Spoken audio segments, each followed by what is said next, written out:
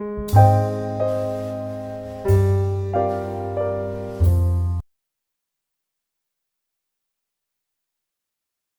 to the lesson on project schedule planning. In this lesson you will learn how to schedule a project in order to achieve desired goals. You may need to hold a special schedule planning meeting with the project team. Your team will consist of experts in the various areas of your project. You need as much input from the team members as possible. This will not only make the schedule planning complete, but will also help you to get everyone involved. In order to develop a schedule, there is need to 1. Define the activities, 2. Sequence them in the right order, 3. Estimate the resources needed, and 4. Estimate the time it will take to complete the tasks. In this lesson we will be looking at the following. 1. Defining activities. We have to define the activities which together will lead to the completion of the project. 2. Creating an activity list. We need to produce an exhaustive list of all the activities. 3. Milestones. We need to specify what milestones are in the project and which activities whose completion spells out the achievement of a milestone. 4. Project schedule planning tools. We will look at available tools that helps the project manager plan the schedule in a professional manner. These include the following tools: A. Gantt chart, B. network diagrams, C. critical path diagrams. Now let's start with defining activities. This is the further breakdown of the work package elements of the work breakdown structure. Remember that the work breakdown structure is a description of tasks arranged in layers of detail. It documents the specific activities needed to fulfill the deliverables. These activities are not the deliverables themselves. They are the work we have to accomplish in order to achieve the deliverables. Activity definition refers to documenting everything that we already know about the project. Still on defining activities, it requires you to divide the work into activities that can be estimated in terms of the number of days required to fulfill them. Here you should make use of lessons learned from similar projects. You should also engage expert judgment in the form of project team members with prior experience, as they can help define activities. Domain experts help you grasp and understand unfamiliar domains. You may also create the activity list and have an expert review it. Sometimes, you may start a project without knowing all about the required activities. You can make use of the rolling wave planning approach. Remember, the rolling wave planning allows you to plan and schedule only activities that you know enough about to plan well. Use placeholders for the unknown portions until you have more information. That is it about defining activities. Next, we will look at creating an activity list. Creating an activity list. This is the next step after defining the activities. The activity list is a list of everything that needs to be done to complete your project. It includes all the activities that must be accomplished to deliver each work package. Next, you want to define the activity attributes and schedule only activities that you know enough about to plan well. The activity attributes is where the description of each activity is kept. It succinctly defines what the activity is about. It includes all the information you need to figure out the activity plus the order of the work. It details any predecessor activities, successor activities, or constraints. It also includes descriptions and any other information about resources or time that you need for planning. Predecessors are important in project schedule planning and you should pay attention to them. There are 3 main kinds of predecessors. They are: 1. Finish to start FS, 2. Start to start SS, and 3. Finish to finish FF. The most common kind of predecessor is the finish to start. This means one task needs to be completed before another one can start.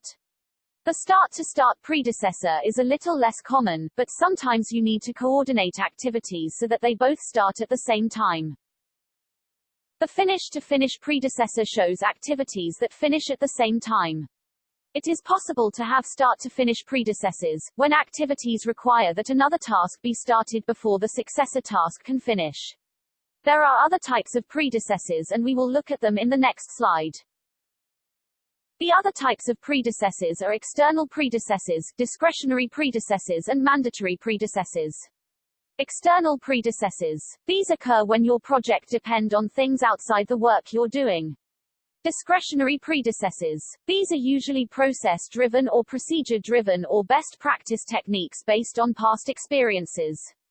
Mandatory predecessors are the kinds that have to exist just because of the nature of the work. Lastly, under creating an activity list, let us look at leads and lags. Sometimes your project will depend on things outside the scope of the work you're doing. This will warrant the presence of lead and lag times. Lag time is when you purposefully place a delay between the predecessor task and the successor, whereas lead time is when you give a successor task some time to get started before the predecessor finishes. We move on to milestones in the next slides. What are milestones? Milestones are markers or indicators to show specific points in a journey. They essentially allow you to see where you are at any given point. They tell you how far you have come and how far away you are from your destination. In projects, milestones indicate the degree of completion of task and helps you to determine how near you are to or how far you are from your goal. Milestones include all of the important checkpoints of your project. Some of them could be listed in your contract as requirements while others could just be significant points in the project that you want to keep track of. You should have a milestone list and the list needs specify which milestones are required and which are not. Milestones are basically stages of completion. Project milestones do not remain static. As you determine which of the activities need to be done, you may realize that the project scope needs to change. When that happens, you need to create a change request and send it through the change control system. This may necessitate changes in your project milestones. That brings us to the end of the part on milestones. In the next slides we will be looking at project scheduling tools.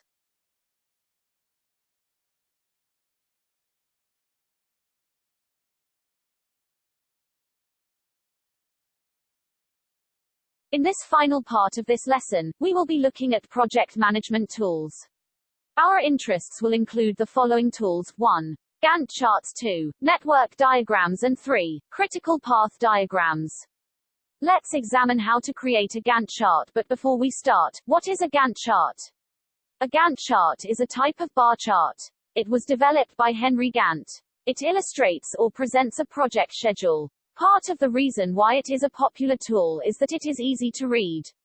Gantt charts are commonly used to display schedule activities. They show the start and finish dates of the terminal elements and summary elements of a project. Terminal elements and summary elements show the work breakdown structure of the project. Gantt charts could also show the dependency of relationships, that is the precedence network between activities. Gantt charts shows all of the key stages of a project and their duration as a bar chart, with the time scale across the top. Still on creating the Gantt chart, the key stages are placed on the bar chart in a sequence. We start at the top left corner and end in the bottom right corner. A Gantt chart is easily and quickly drawn. It is usually the first tool project managers use to provide a rough estimate of project completion. It is possible and useful to start with the target deadline for completion for the whole project. This makes it apparent if the time scale is too short or unnecessarily long. You should determine the main objectives before constructing a detailed Gantt chart.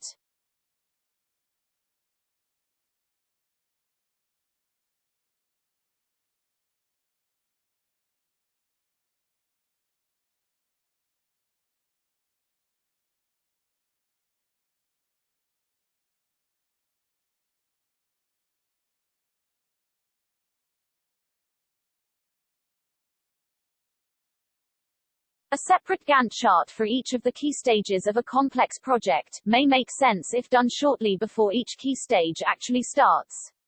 This enables you to take any last-minute eventualities into account. While you may choose to draw your Gantt charts by hand, using a software package may offer more flexibility and functionality. There are various programs or applications to assist project managers in scheduling and control. Once the data has been entered, this type of software program helps you handle what-if scenarios. You will be able to preview what might happen if a key stage is delayed or speeded up. Still on project schedule planning tools. Next, let's look into creating network diagrams. Creating network diagrams. Network diagrams are also a favorite tool of project managers when scheduling a project. A network diagram helps visualize the interrelationships of project activities. They provide a graphical view of the tasks and how they relate to one another. All WBS tasks are included in the network as they have to be accounted for in the schedule. Leaving even one task out of the network could render the overall schedule invalid in terms of duration, estimated costs, and resource allocation commitments. The first step is to arrange the tasks from the WBS into a sequence. For instance, some tasks can be accomplished at any time throughout the project, while other tasks depend on input from another task or are constrained by time or resources allocation commitments. Note that the WBS is not a schedule, but it provides the basis for one. The network diagram is used primarily to identify key scheduling information that go into milestones and Gantt charts.